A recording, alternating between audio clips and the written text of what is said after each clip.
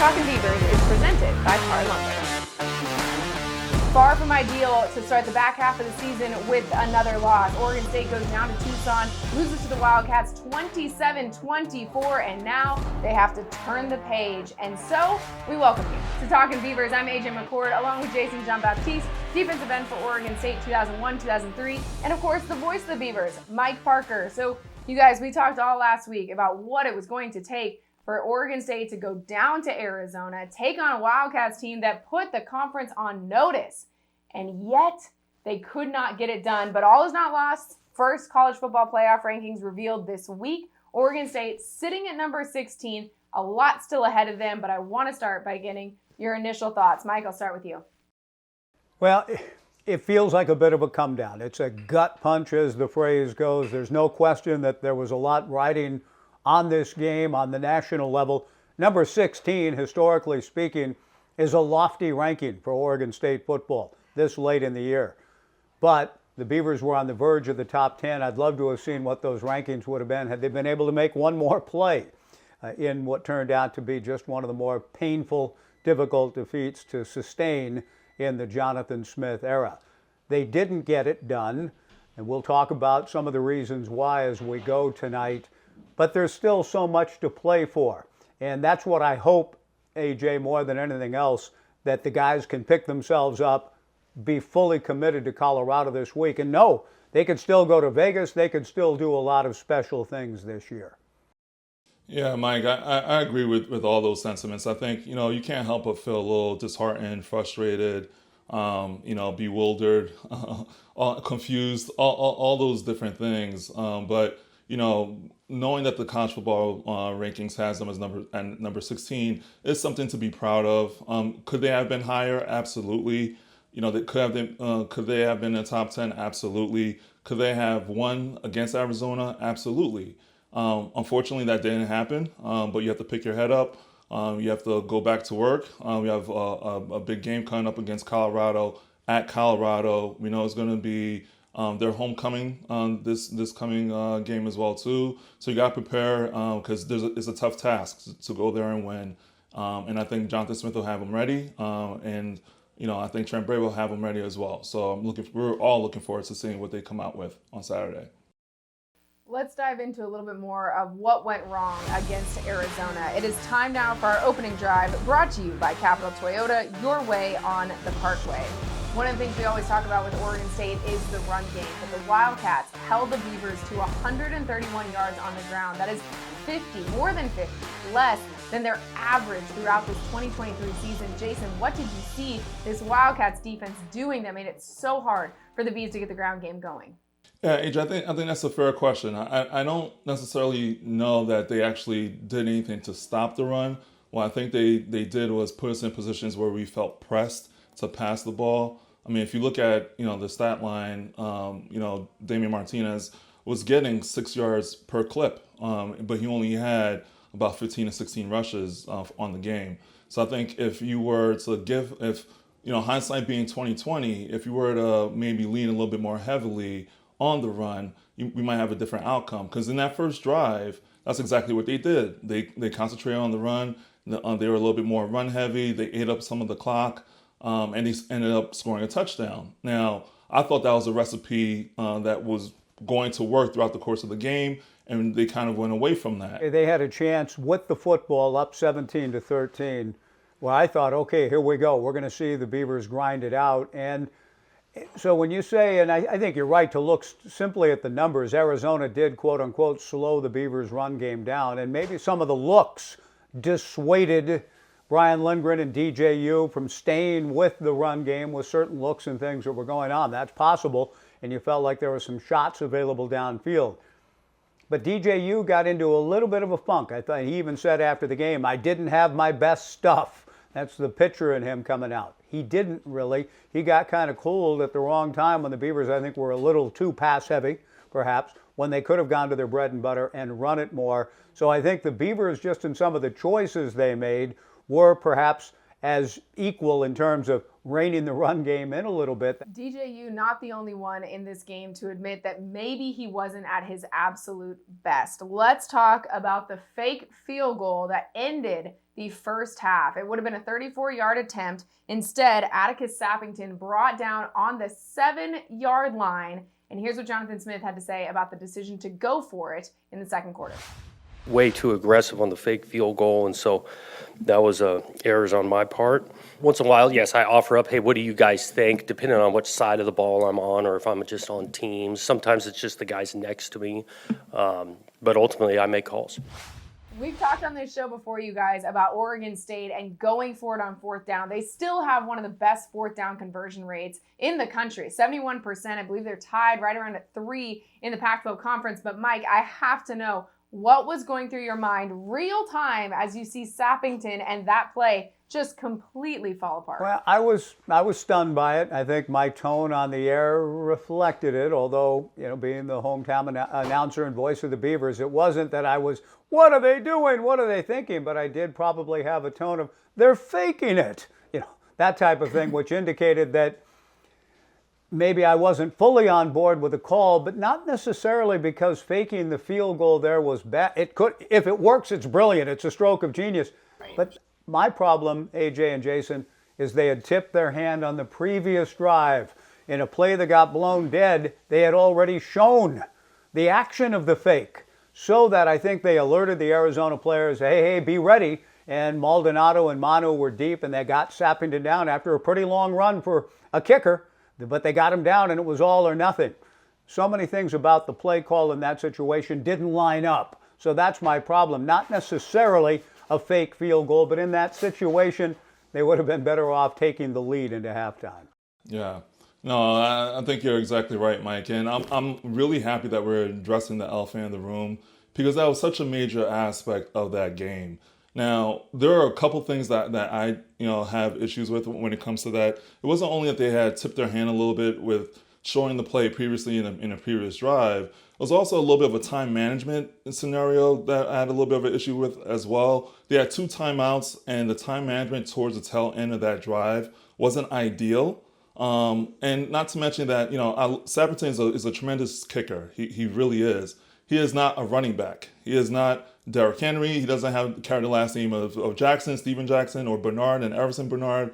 So it's a little bit hard to have the expectation that he would run that far and be able to do it, especially when we already tipped our hand in a previous drive. Right. So a little bit of shock, a little bit of bewilderment with that play call. But at the end of the day, that was one call. I think Jonathan Smith would probably admit that if he had to take it, if he had a second chance, he probably wouldn't make that call. But that call did not decide the game. There's multiple areas of the game that could have been decided. So let's just all remember that as well.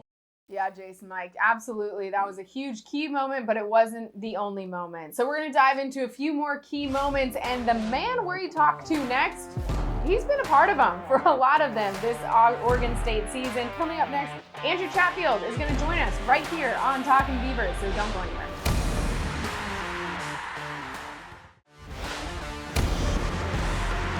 Talkin Beavers is presented by Par Lumber. It's time for our legendary moment, presented by Abby's, a legendary pizza tradition.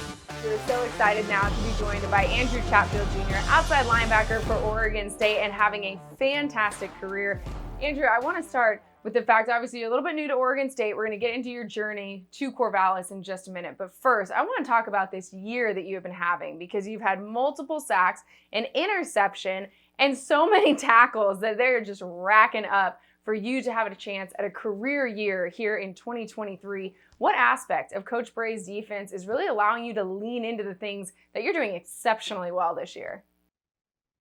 I mean, to be honest, it's just the whole scheme that he got set up for us. I think he's just doing a great job calling calls and just putting us in the right position and understanding how I play.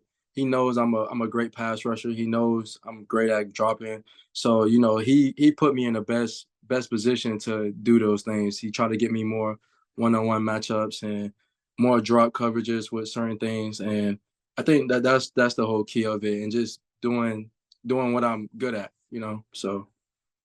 So you mentioned the pass rushing. You've already got 4 sacks this year, which makes it a career high for you. I believe the highest before this was 2.5 sacks. But you've also had an interception this season, the first of your collegiate career.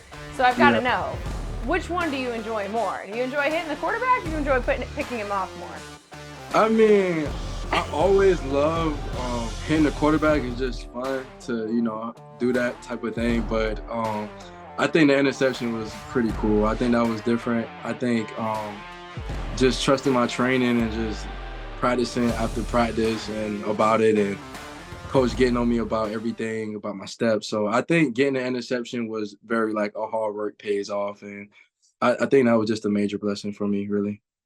It was a great moment against UCLA a few weeks ago. And I want to talk a little bit more about just sort of the moment that culminated in, because we talked a little bit about your transfer here to Oregon State. Well, that's what I want to get into next. So you are from Florida originally, from Miami, I believe. Mm-hmm. I want to talk about how Miami shaped you as a person. How do you feel like being from the inner city of Miami has shaped you into who you are now at Oregon State?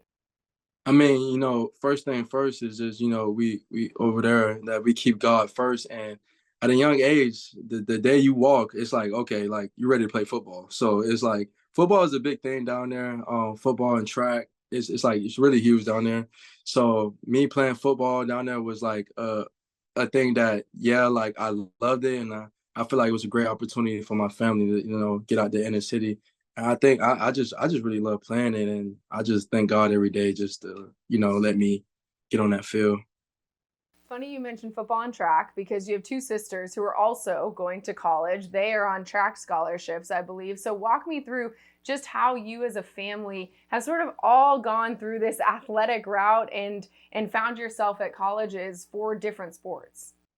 Yeah, so it's funny. My mom was just like, hey, she told my sisters honestly, she's like, hey, it's these 2 things. You're gonna run track or find something that you like to get a free scholarship, or you gotta start working to pay for college. So my sisters eventually finding something that they actually loved, and I used to work out with them, that they get that grind, and they just gotten so much better. And I just love seeing them with the way they develop and the way they just taking over now.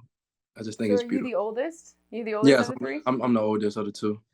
Okay, so walk me through then, as the older brother, knowing that your mom is telling him, hey, you've got to get scholarships in order to make college work. How much ownership do you take in sort of making sure that your family is on the right track? I mean, I just be completely honest with them. I feel like, hey, like if they lacking in certain things, I feel like they can go harder.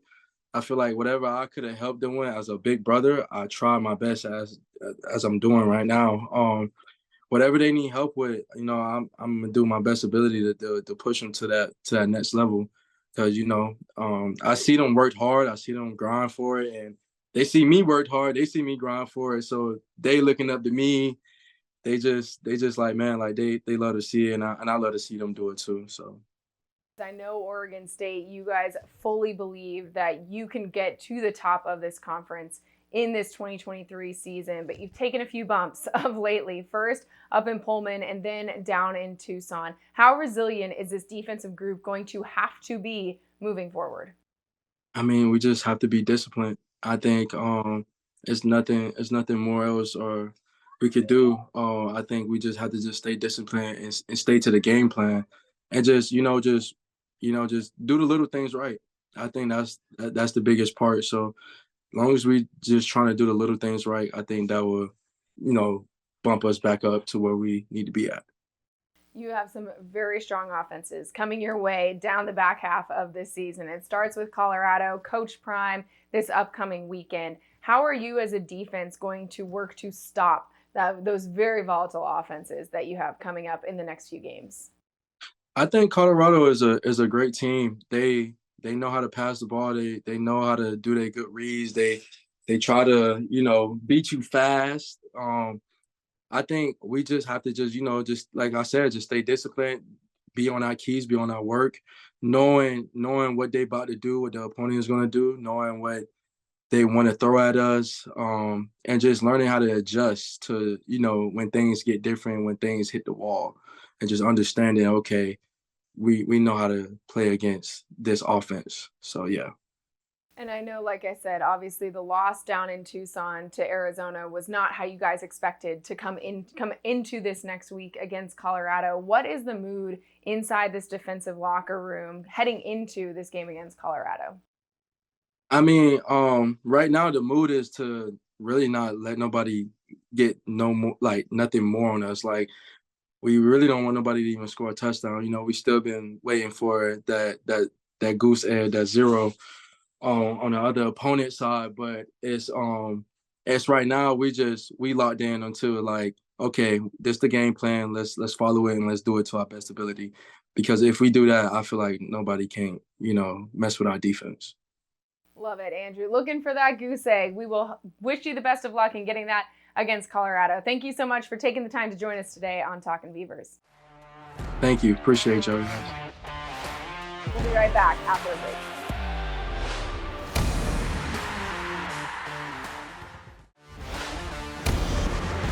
Talkin Beavers is presented by Par Lumber. Welcome back to Talkin Beavers. We're going to react to that Andrew Chatfield interview in this next segment. It is how we stay ready with Leatherman. Leave nothing undone. So you guys, Andrew talked about a lot of things in that interview. One of them, he said they need to focus on the little things and getting those right. Jayson, what is the little thing that you want Oregon State defense to focus on moving forward? Well, I'll tell you a little thing that's actually a really big thing in the fact that they need to wrap up the ball carrier and tackle. I think they've been struggling these last couple games, wrapping up the ball carrier, whether it's the running back or sometimes like when the quarterback gets out of the pocket and scrambles.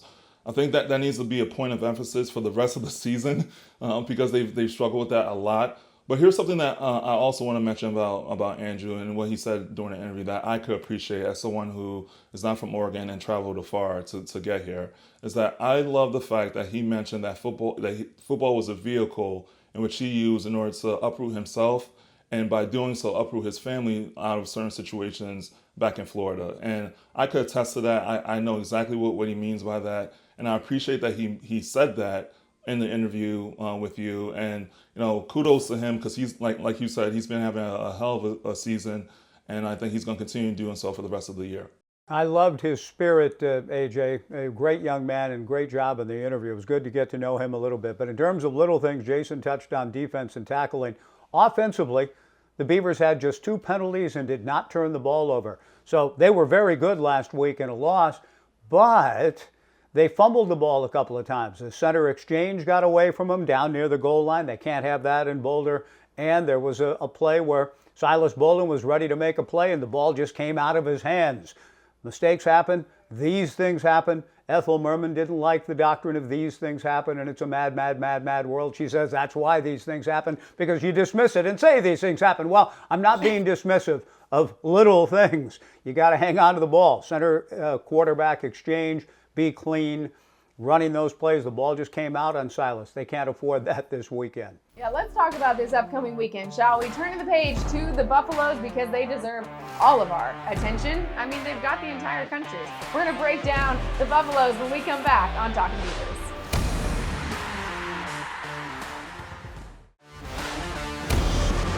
Talkin Beavers is presented by Par Lumber. Welcome back to Talkin Beavers. Next up, Oregon State heads to Boulder into the Rockies to face prime time, 7 o'clock kickoff on Saturday night for Oregon State against Colorado. Mike, I'll start with you. What is the key to this victory for the Beavers? I think being physical the entire night on both lines of scrimmage in particular, but particularly in the run game, and having the will to run, the ability to run it and run it some more and just keep running it. Sounds like I may think they should run the ball a little bit. I do think that will open some things and some big hits against a good secondary. Travis Hunter with 2 interceptions for Colorado last week. I've never heard Chip Kelly praise another player more than he praised what Hunter did on those 2 first-half picks in the Rose Bowl. But there will be plays available, I think, if the Beavers kind of get back to their bread and butter and stay with pounding the rock and running Damian and Deshaun Fenwick a lot, maybe using Aiden and DJU a little bit more in the run game. So run it some more and find a way to kind of take another sellout crowd in Folsom More eyeballs have been on the Colorado Buffaloes than any other college football program in America this year. This will be their 9th consecutive sellout that they've played to, and this is a team that went 1-11 last year. So what Deion has done is absolutely remarkable, but he's also gotten the full attention of everybody in the country, and he'll have the full attention of the Beaver players, no doubt about that. No doubt about that, Mike. And here's the other thing, is that he's gotten the full attention of the country, but they're also coming off a 4-game skid. They lost 4 games in a row.